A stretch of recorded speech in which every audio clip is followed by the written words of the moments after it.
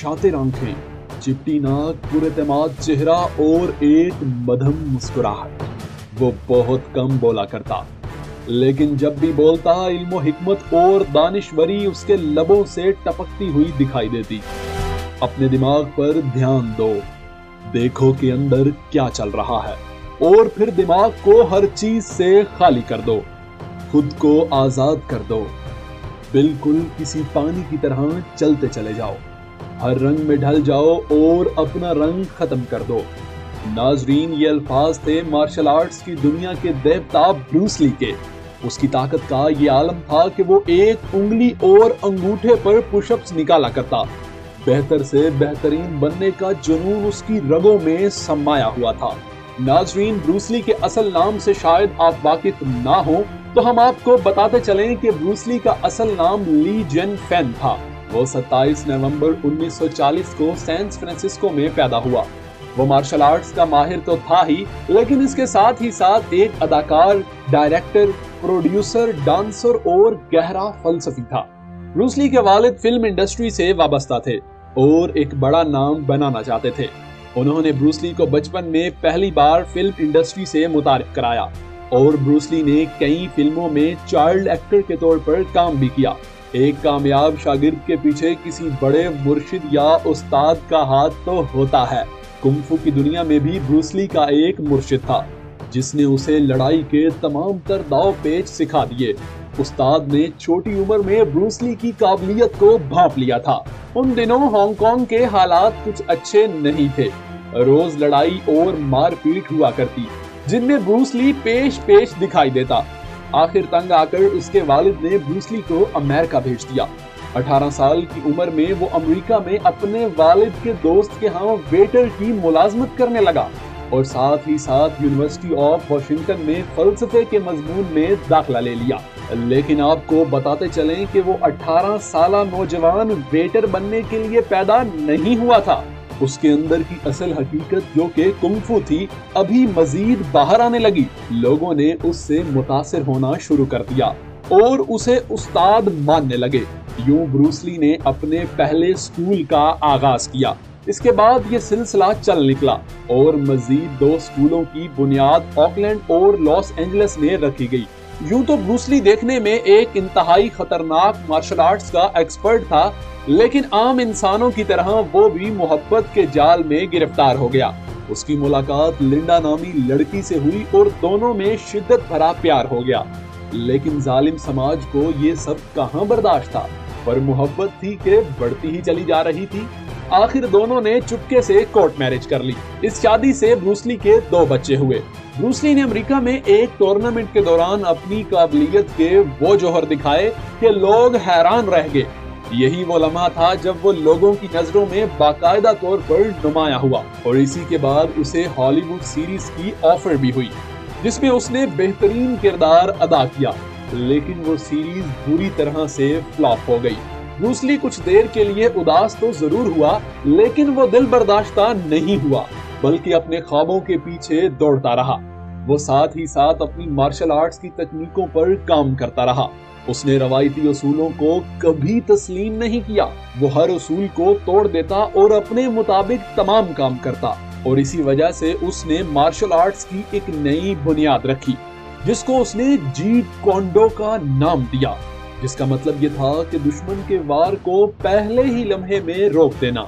Bruce Lee कोई इंसानी machine नहीं था, बल्कि वो एक फलसफी था।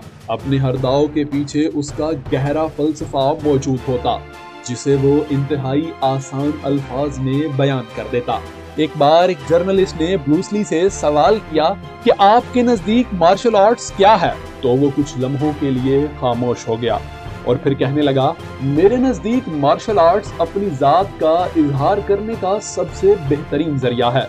वो जज्बात जिनको हम बोल नहीं पाते, उनका इजहार मार्शल आर्ट्स के जरिए किया जा सकता है।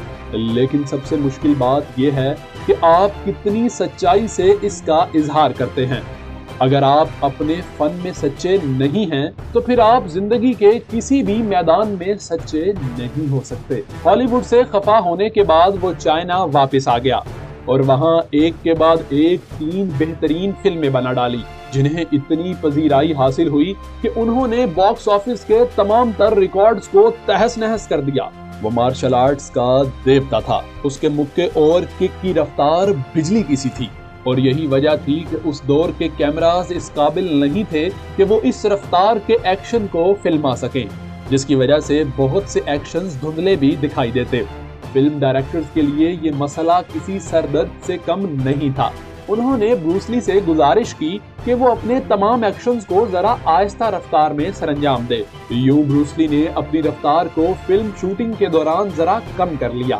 ہانگ کانگ کی فلم انڈسٹری میں دھوم مچانے کے بعد اب چونکہ اس کی شہرت دنیا بھر میں پھیل گئی تھی تو اسے ہالی ووڈ سے آفرز آنا شروع ہو گئیں۔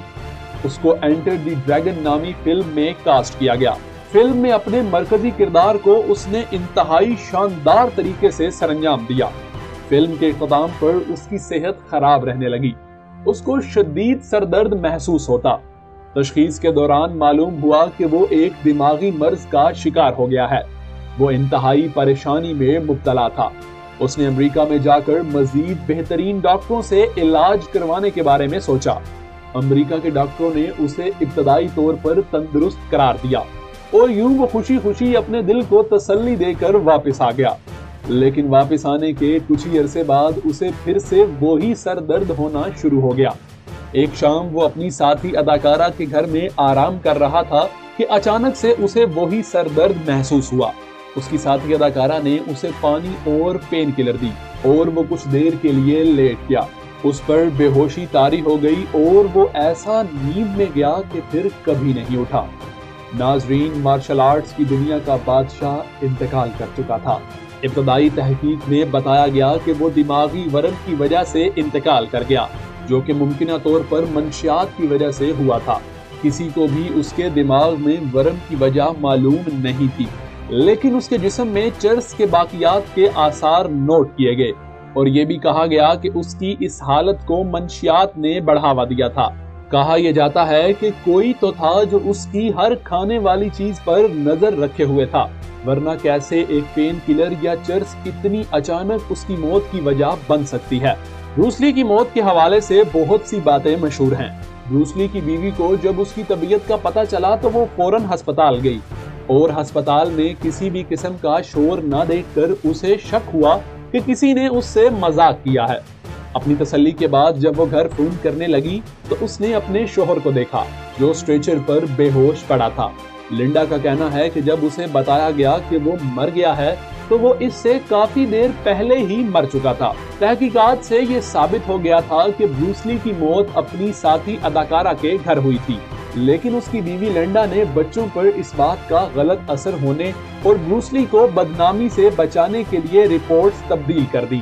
بروس لی کی موت کے کچھ عرصے بعد ہی بروس لی کے بیٹے برینڈن کو بھی 28 سال کی عمر میں ایک فلم کے سیٹ پر گولی مار کر قتل کر دیا گیا، جس سے اس خاندان پر کسی بد دعا کا ہونا ثابت ہوتا ہے۔ آج بروس لی کو اپنے مداحوں سے بچھڑے کئی سال بیت گئے ہیں، لیکن ان کے چاہنے والے آج بھی پوری دنیا میں موجود ہیں اور بڑے ادب و احترام کے ساتھ خوبصورت الفاظ میں انہیں یاد کیا جاتا ہے۔ ناظرین، آپ کو ہماری یہ ویڈیو کیسی لگی؟ کمنٹ سیکشن میں ہمیں ضرور بتائیے گا۔